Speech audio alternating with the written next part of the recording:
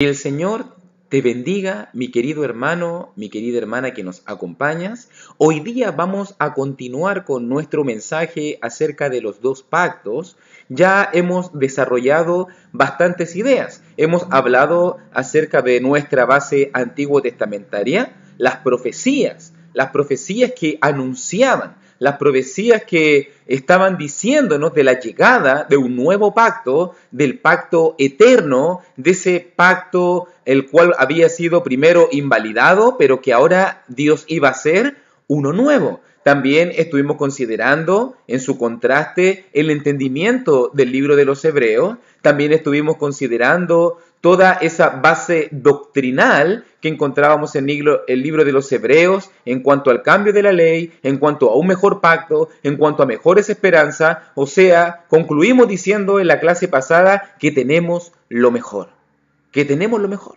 Muchas personas hoy en día todavía quieren seguir con lo deficiente, quieren seguir con lo limitado, quieren seguir con lo falible, con aquello que se quitó, como decía en Hebreos capítulo 8, versículo 13, con lo que estaba próximo a desaparecer y desapareció, y nos perdemos las bendiciones de tener lo nuevo. Ahora, hoy día vamos a estar considerando el entendimiento de Pablo, pero siempre recuerda que la Biblia nos habla que existen dos pactos o testamentos. El Antiguo Testamento para los judíos, el Nuevo Testamento para los cristianos. Entonces comencemos ya con la primera pregunta, y la pregunta importantísima de esta lección, de esta parte de la lección, es ¿cómo Pablo, cómo el apóstol de Jesucristo entendía el cambio de la ley antigua a la ley nueva? Recuerde lo que hemos estado diciendo.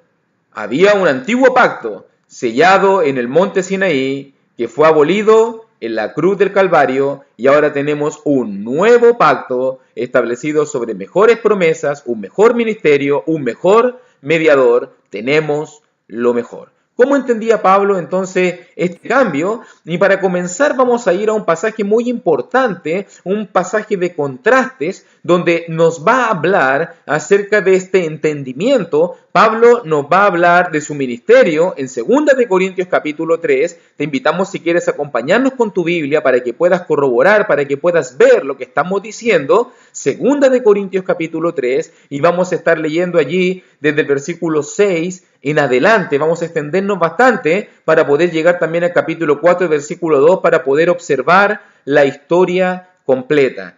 Todo el contexto de este pasaje donde Pablo claramente nos habla acerca de su ministerio. Dice la palabra del Señor entonces, ahí en 2 de Corintios capítulo 3, versículo 6. El cual asimismo nos hizo ministros competentes de un nuevo pacto, no de la letra, sino del Espíritu, porque la letra mata, mas el Espíritu vivifica. Y si el ministerio de muerte grabado con letras en piedra fue con gloria, tanto que los hijos de Israel no pudieron fijar la vista en el rostro de Moisés a causa de la gloria de su rostro, la cual había de perecer, ¿cómo no será más bien con gloria el ministerio del Espíritu?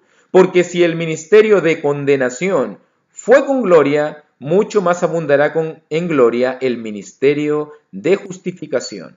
También versículo 10, porque aún lo que fue glorioso no es glorioso en este respecto en comparación con la gloria más eminente.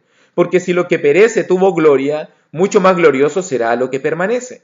Así que, teniendo tal esperanza, usamos de mucha franqueza, y no como Moisés, que ponía un velo sobre su rostro para que los hijos de Israel no fijaran la vista en el fin de aquello que había de ser abolido. Pero el entendimiento de ellos se embotó, porque hasta el día de hoy, cuando leen el antiguo pacto, les queda el mismo velo no descubierto, el cual por Cristo es quitado. Y aún hasta el día de hoy, cuando se lee a Moisés, el velo está puesto sobre el corazón de ellos. Pero cuando se conviertan al Señor, el velo se quitará, porque el Señor es el Espíritu, y donde está el Espíritu del Señor, allí hay libertad. Por tanto, nosotros todos, mirando a cara descubierta como en un espejo la gloria del Señor, somos transformados de gloria en gloria en la misma imagen, como por el Espíritu del Señor, por lo cual, teniendo nosotros este ministerio, según la misericordia que hemos recibido, no desmayamos. Antes bien, renunciamos al oculto y vergonzoso, no andando con astucia, ni adulterando la palabra de Dios, sino por la manifestación de la verdad, recomendándonos a toda conciencia humana delante de Dios. Ahí está la totalidad del pasaje para que podamos analizarlo. Pero lo primero que Pablo nos habla es acerca de que él es un ministro competente del nuevo pacto. Nota bien el contraste, porque este es un pasaje de muchos contrastes. Se habla acerca del nuevo pacto, aquí en versículo 6, por si acaso, pero también encontramos nosotros en el versículo 14 el antiguo pacto. Eso es importante que entendamos que Pablo está haciendo una clara distinción entre el nuevo pacto y el antiguo pacto. Pablo dice, él defiende su ministerio, yo soy un ministro del nuevo pacto, no de la letra. Nota, la letra contraste, la letra antiguo pacto, sino del espíritu. Nuevo pacto, el pacto del espíritu. El pacto del Espíritu. Y es importante que entendamos el versículo 6, porque mucha gente malinterpreta este pasaje diciéndonos que no debemos estudiar mucho la Biblia, diciéndonos que no debemos hacer estudios bíblicos porque la letra mata, pero debemos ser todo espiritual porque el Espíritu vivifica. Pero es un mal entendimiento del pasaje. Es un muy mal entendimiento del pasaje, porque aquí la letra tiene que ver con las tablas de piedra, la letra tiene que ver con el antiguo pacto, la letra mata porque es un ministerio de muerte. ¿Cómo sabemos esto? Porque en versículo 7 dice, y si el ministerio de muerte, fíjate, la letra mata, el ministerio de muerte, grabado con letras, nuevamente la palabra letras, en piedra. Note que eso está mencionando, la letra mata tiene que ver al Antiguo Testamento, tiene que ver a las tablas de piedra. Entonces aquí está claramente el contraste entre el nuevo pacto y el antiguo pacto de la letra, el nuevo pacto del Espíritu. Pablo está diciendo entonces, aquellos que quieren aferrarse al ministerio del antiguo pacto, la letra mata, pero el Espíritu, el ministerio del nuevo pacto, vivifica. Para que quede esto más claro, versículo 7, mira cómo llama el antiguo pacto, el ministerio de muerte, grabado con letra, sí, tuvo gloria, es lo que está diciendo Pablo, sí, tanto que los hijos de Israel no podían mirarlo tan glorioso que era, tanta gloria había hasta incluso en el rostro de Moisés, pero dice también allí el versículo 7, la cual, este ministerio de muerte grabado con letras en piedra, la cual había de perecer. Característica hasta el momento entonces del Antiguo Testamento, es el letra que mata, es ministerio de muerte, perece. Eso es lo que nos está diciendo el pasaje, pero también Pablo pregunta en versículo 8, ¿cómo no será más bien con gloria el ministerio del Espíritu? Nuevamente, el mismo contraste entre la letra que mata, el ministerio de muerte, el antiguo pacto grabado con piedras y el nuevo pacto, el pacto del Espíritu, el pacto que vivifica, el pacto que tiene más gloria. Ministerio de muerte, ministerio del Espíritu. Ahora versículo 9, porque si el ministerio de condenación, note nuevamente cómo lo llama ahora el Antiguo Testamento, fue con gloria, mucho más abundará en gloria el ministerio de justificación. Note los contrastes. La letra que mata, el espíritu vivifica, ministerio de muerte que perece, más gloria, ministerio del espíritu, ministerio de condenación, ministerio de justificación.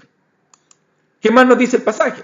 Porque aún lo que fue glorioso, obviamente el antiguo pacto fue glorioso, pero no es glorioso en este respecto en comparación con la gloria más eminente. El nuevo pacto nos trae la gloria más eminente.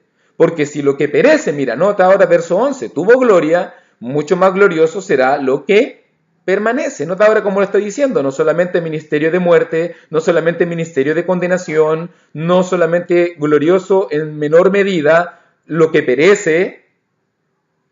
Ahora, mira, como está diciendo también contraste del nuevo espíritu que vivifica, que justifica, que tiene la gloria más eminente y que permanece. Esos son los contrastes. Así que, dice dice Pablo, teniendo tal esperanza de que somos ministros de un nuevo pacto, usamos de mucha franqueza. Y no como Moisés, que ponía un velo sobre su rostro para que los hijos de Israel no fijaran la vista en el fin de aquello que había de ser abolido. Nuevamente el mismo entendimiento, lo que perece, lo que va a ser quitado, lo que va a ser abolido. Pero el entendimiento de ellos se embotó, porque hasta el día de hoy, cuando leen qué era esto que había de ser abolido, el antiguo pacto, les queda el mismo velo no descubierto, el cual por Cristo es quitado. Y Pablo cita aquí, y Pablo nos invita a pensar acerca de este entendimiento embotado, de aquellos que quieren aferrarse hoy en día a seguir guardando cosas del Antiguo Testamento, así como pasó en el primer siglo, como pasa hoy en día, hay un velo. Hay un velo puesto sobre sus corazones, sobre sus ojos, un velo que no les permite ver la gloria más eminente, un velo que no les permite entender la voluntad de Dios para sus vidas. Cuando muchos hoy en día leen el Antiguo Pacto, todavía quieren guardar la ley de Moisés, todavía quieren guardar los mandamientos para los judíos, pero el pasaje está diciendo aquí, y Pablo está reafirmándolo, el cual por Cristo es quitado. Cristo quiere quitarte ese velo de tu corazón. Cristo quiere hacerte entender que el Antiguo Pacto ya es pasado, es abolido, es glorioso, pero hay algo más glorioso aún, el Nuevo Testamento. El Nuevo Testamento. Y por eso dice en versículo 15, y aún hasta el día de hoy, cuando se lee a Moisés, el velo está puesto sobre el corazón de ellos, pero cuando se conviertan al Señor, nótalo muy bien, cuando se conviertan al Señor, eso significa que aferrarse, eso significa que depositar nuestra confianza en leyes antiguo testamentarias, eso significa que andar en el antiguo pacto no es estar convertido para el Señor. Los que son del nuevo pacto, los que andan en el nuevo pacto, los que guardan los mandamientos del Nuevo Testamento, se han convertido al Señor y el velo se quitará. Porque el Señor es el Espíritu. Recuerda que el contraste entre la letra y el Espíritu. Obviamente que el Señor es el Espíritu. El Señor es el que trae el nuevo pacto. Este pacto espiritual. Este pacto no de letra, este pacto no grabado ni tallado en piedra, sino que este pacto grabado en la mente, grabado en el corazón. Y donde está el Espíritu del Señor, dice, allí hay libertad. Cristo vino a hacernos libres, libres de la ley, libres del antiguo pacto, libres de los mandamientos antiguo testamentarios que nos mantenían presos. Presos porque no podíamos cumplirnos, presos porque se exigía la libertad, pero Cristo quiere hacernos libres, libres de la ley, para que guardemos este nuevo pacto. Cristo lo dijo allí en la cena del Señor, esta copa en mi sangre es el nuevo pacto. Cristo trae algo nuevo, ya no lo antiguo, pero la gente hoy en día todavía quiere aferrarse. Por eso es que Pablo usa el contraste entre la franqueza de él, que habla, que es ministro del nuevo pacto, y en este caso, el velo puesto sobre el rostro de Moisés, que mostraba un entendimiento entenebrecido, que demostraba que no había plena comprensión, pero ahora Cristo quiere que tú mires cara a cara. Por eso dice verso 18, por tanto, nosotros todos, mirando a cara descubierta. Moisés ponía un velo porque no podía, quería ocultar su rostro, para que la gente no pusiese su mirada sobre la gloria de su rostro. Ahora nosotros miramos cara a cara por el Espíritu del Señor, por este nuevo pacto, como en un espejo, y proyectamos esta gloria del Señor. Somos transformados. El nuevo pacto es un pacto espiritual, un pacto de gloria, un pacto de transformación. Somos transformados de gloria en gloria en la misma imagen como por el Espíritu del Señor, y todo esto es algo espiritual. Por eso Pablo dice, y por eso que cité el capítulo 4, por lo cual teniendo nosotros este ministerio. ¿Cuál es este ministerio? El del nuevo pacto. Según la misericordia que hemos recibido, no desmayamos. Pablo dice, yo persevero, yo soy constante en el nuevo pacto. Antes bien, dice versículo 2, renunciamos a lo oculto y vergonzoso. ¿Qué es lo oculto y vergonzoso en este pasaje? Lo oculto y vergonzoso en este pasaje es el Antiguo Testamento. Moisés ponía un velo sobre su rostro. Moisés ocultaba su rostro. Moisés en este caso no usaba de mucha franqueza, como Pablo lo dice, y Pablo dice, renunciamos a todo eso. renunciamos a ese entendimiento, renunciamos a esa ley, a ese ministerio de condenación, a ese ministerio de muerte, a eso que perece, a eso que no tiene la gloria más eminente, al antiguo pacto, no andando con astucia ni adulterando la palabra de Dios, porque hoy día la gente anda adulterando la palabra de Dios, un poquito de aquí, un poquito de allá, sacando mandamientos de la ley, mandamientos de Cristo, mandamientos de Moisés, mandamientos del Nuevo Testamento, mandamientos del Antiguo Testamento, y hoy en día la gente es confundida. La gente es confundida. Pablo dice, renunciamos a todo aquello que es oculto y vergonzoso. Renunciamos a la ley, renunciamos al antiguo pacto para tenerlo mejor, no andando con astucia ni adulterando la palabra de Dios, sino por la manifestación de la verdad, recomendándonos a toda conciencia humana delante de Dios. Somos ministros competentes de un nuevo pacto. Ese es el mensaje de Pablo aquí en 2 de Corintios capítulo 3, versículo 6, hasta el capítulo 4, versículo 2. Ahora, nota bien esto porque hay otro pasaje también que nos puede ayudar mucho en nuestro entendimiento. Fíjate, ya mencionamos el contraste.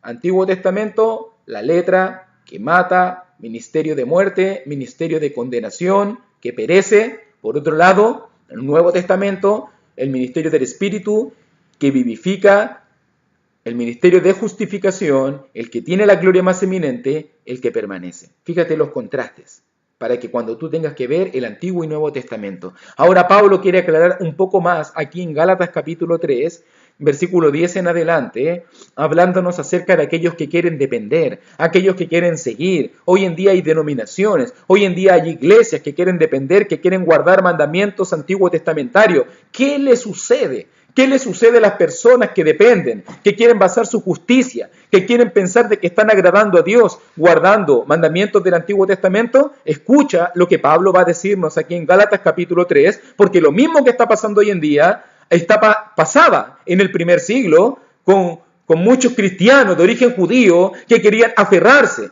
con personas que querían depender, con personas que pensaban de que por guardar la ley antigua, con eso iban a estar agradando al Señor.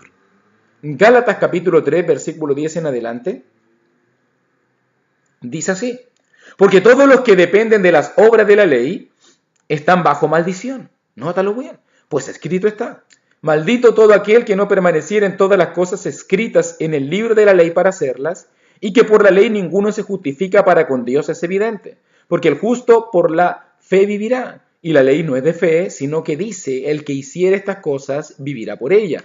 Cristo nos redimió de la maldición de la ley, hecho por nosotros maldición, porque está escrito: maldito todo el que es colgado en un madero. 3 ideas importantísimas que podemos aprender y añadir a lo que ya dijimos en 2 de Corintios, 3 ideas que encontramos en Gálatas capítulo 3. Número 1, por mucho que tú quieras depender, por mucho que tú bases tu obediencia, por mucho de que tú bases tu fidelidad en obras, en obedecer la ley de Moisés, dice versículo 10, todos los que dependen de las obras de la ley están bajo maldición. Número 1, guardar la ley antigua testamentaria, guardar la ley de Moisés nos pone bajo maldición. No puedes pensar que estás agradando a Dios guardando la ley de Moisés. Te pone bajo maldición. ¿Por qué te pone bajo maldición? Lo explica el mismo versículo 10. Porque maldito todo aquel que no permaneciera en todas las cosas escritas en el libro de la ley para hacerla. La ley antigua testamentaria, esa que muchos quieren seguir hoy en día, como los sabatistas, adventistas u otras denominaciones, esa misma ley tenía un requisito fundamental, que si tú te comprometías a guardar esa ley, que si tú te comprometías a poder andar en los mandamientos antiguos testamentarios, tenías que cumplirlo todo. Si no lo cumplías todo, eras maldito. O sea que aquellos, y este es nuestro mensaje, si tú quieres guardar la ley antigua testamentaria, tienes que matar animales entonces, tienes que circuncidarte entonces, tienes que ir a Jerusalén entonces, tienes que adorar con el sacerdocio levítico, el incienso y todos los 620 y tantos mandamientos que había en los primeros 5 libros de la ley, tienes que cumplirlo todo o si no, eres maldito. Y como nadie puede cumplirlo, Pedro lo dijo en Hechos 15, nadie. ¿Cómo podemos poner sobre el yugo de ellos algo que ni siquiera nosotros ni nuestros padres pudieron cumplir? La ley es imposible cumplir. La ley antigua testamentaria. Por eso que Pablo dice, todos aquellos, escúchenlo bien, que quieren aferrarse a esa ley, caerán bajo maldición. Versículo 11, segunda cosa, y que por la ley, y que aunque lo cumplas todo, porque alguien dice, ok, voy a cumplirlo todo, como dice allí que todo tenemos que permanecer en todo, me voy a comprometer entonces a cumplirlo todo. Pero versículo 11 dice, y que por la ley ninguno se justifica para con Dios, es evidente. Y aunque lo cumplas todo, hermanito, no pierdas su tiempo. Dios dice, nadie encuentra la justificación, nadie agrade a Dios por la ley. Ninguno se justifica para con Dios, es evidente. Y número 3, que importantísimo es lo que dice el versículo 13, Cristo vino a redimirnos de la maldición de la ley. Cuando Él murió como un maldito colgado en un madero, Él vino a redimirnos de la maldición de la ley. 3 cosas entonces. No dependas de las obras de la ley porque estarás bajo maldición. Aunque lo cumplas todo, nadie se justifica con la ley. Eso es evidente, lo dice Pablo. Y número 3, Cristo vino a librarte, a redimirte, a sacarte de la maldición de la ley, para que ahora puedas ser libre, libre. Ahora entonces nos podríamos preguntar, y Pablo aborda este pasaje y este mensaje ahí en versículo 19, entonces, ¿para qué sirve la ley? Porque tal vez tú te lo preguntes, entonces, ¿para qué sirve la ley antiguo testamentaria? Dice allí en versículo 19, fue añadida a causa de las transgresiones, hasta que, nota el límite ahí, hasta que viniese la simiente. ¿Para qué sirve la ley? La ley fue añadida hasta que viniese la simiente a quien fue hecha la promesa. Si tú miras Gálatas capítulo 3, versículo 16, pasajes un poquito más adelante, te vas a dar cuenta que la simiente prometida, a esa promesa que se hizo a Abraham y a tu simiente, no como si fueran muchos, sino como uno solo, esa simiente, dice el versículo 16, es Cristo. Esa simiente es Cristo. Entonces, ¿hasta cuándo estuvo la ley? Fíjate el límite allí en versículo 19, hasta que viniese la simiente, hasta que viniese Cristo. La ley estuvo en vigor. La ley estuvo en vigor. Y también nos dice allí versículo 21, otra pregunta de Pablo, ¿luego la ley es contraria a las promesas de Dios? En ninguna manera, porque si la ley dada pudiera vivificar, la justicia fuera verdaderamente por la ley. Nuevamente la misma idea que vimos en versículo 10 al versículo 13, la ley no puede vivificar, la ley no puede justificarnos, la ley solamente es para señalar, es solamente para apuntar nuestras transgresiones, para señalar el pecado. Pero cuando vino Cristo, Cristo nos hizo libre de la ley. Por eso que dice 22, mas la Escritura lo encerró todo bajo pecado, para que la promesa que es por fe en Jesucristo fuese dada a los creyentes. Pero antes que viniese esa fe en Jesucristo, estábamos confinados bajo la ley. Nota lo que está diciendo, sí, estábamos encerrados para aquella fe que iba a ser revelada. La ley nos coartaba, la ley nos condenaba, la ley nos maldecía. La ley solamente era un sistema ritual de purificación parcial, pero que cuando Cristo llegó, esa ley que fue un ayo, esa ley que fue una guía, esa ley que estuvo por un momento para poder guiarnos, cuando llegó Cristo, dice allí verso 24, de manera que la ley ha sido nuestro ayo, nuestro guía para llevarnos a Cristo, a fin de que fuésemos justificados por la fe, pero venida esta fe, ya no estamos bajo el guía, ya no estamos bajo la ley. Cristo ha llegado y nos ha hecho libre. Pues todos sois hijos de Dios por la fe en Cristo, porque todos los que habéis sido bautizados en Cristo, de Cristo estáis revestidos. Entonces, pensando y mirando este argumento en global, número uno, los contrastes. La ley antiguo testamentaria era letra grabada en piedra, letra que mata, letra que condena, era un ministerio de muerte, tenía gloria, pero no era glorioso en lo más eminente, perece, iba a ser quitado, iba a ser abolido. También nos dice Gálatas, como decían en 3:10, nos maldice, porque nadie puede cumplirlo perfectamente, aunque lo cumplamos completamente, no nos justifica, y Cristo vino a redimirnos, a libertarnos de la maldición. ¿Para qué sirve la ley entonces? La ley vino como un ayo, la ley vino como un tutor, la ley vino como un guía, pero llegado el verdadero maestro, llegado la fe, llegado la libertad, el Señor Jesucristo, ya no estamos bajo un guía, ya no estamos bajo un tutor, ahora estamos bajo el nuevo pacto, la ley de Cristo, la voluntad de Dios. ¿Bajo qué pacto tenemos que vivir? Vimos un poquito hoy día del entendimiento de Pablo. Vamos a continuar en otra clase mirando otros textos bíblicos más en cuanto al entendimiento del apóstol de Jesucristo, en cuanto a la ley. Pero fíjate los contrastes: espíritu, letra, vivifica, muerte, condena, te da vida. ¿Bajo qué pacto quieres vivir? ¿Quieres vivir bajo un pacto que te mata, que te condena? ¿Un pacto que perece, que fue abolido, que fue quitado, que te maldice, que no te justifica? ¿Un pacto que es un tutor, algo parcial, un guía solamente, no lo verdadero? La pregunta que nos estamos haciendo: ¿somos cristianos o somos judíos? ¿Bajo qué pacto quieres tú vivir?